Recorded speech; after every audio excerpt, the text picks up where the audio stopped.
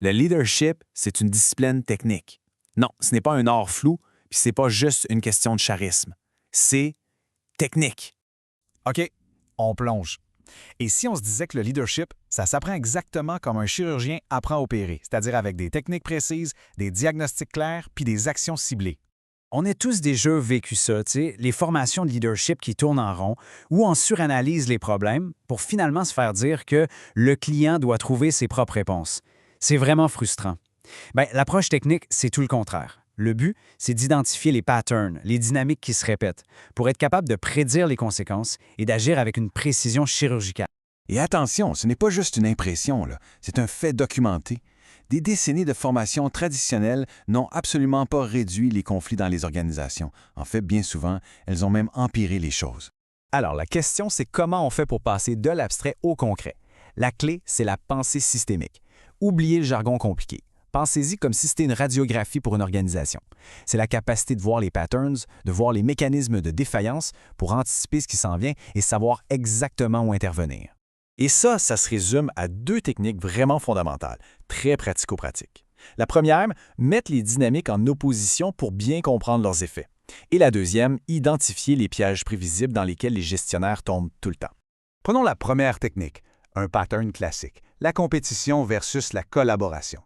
Quand le système favorise la compétition, même sans le vouloir, on voit apparaître quoi? Des rumeurs, du désengagement, de la méfiance. C'est prévisible. À l'inverse, un système qui valorise la collaboration va générer de l'humilité, un meilleur partage d'informations et, au final, de la confiance. C'est un effet de cause à conséquence. C'est mécanique. Puis ça nous amène directement au piège. Faut bien comprendre que ce ne sont pas des erreurs personnelles ou des faiblesses de caractère. Non, ce sont des défaillances du système qui sont prévisibles. Le piège de s'isoler quand on est sous pression, celui de la contagion émotionnelle qui vient empoisonner le climat, la procrastination ou encore le fait de mélanger supervision et coaching. Juste en reconnaissant ces pièges, on peut commencer à les éviter. Le résultat de cette approche, c'est une transformation assez profonde. On passe de l'énergie brute, celle qui mène aux réactions, à l'urgence constante puis à l'épuisement, à la détermination. La détermination, c'est la force tranquille du chirurgien. Des actions ciblées, du courage managérial et des gains qui vont durer à long terme. Et ce n'est pas juste une belle image. Pour vrai, la science le confirme.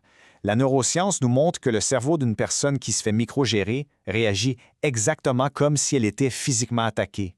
Les mauvaises techniques de gestion ont des impacts physiques qui sont mesurables. Donc, le point crucial, c'est vraiment ça, ce n'est pas de la psychologie.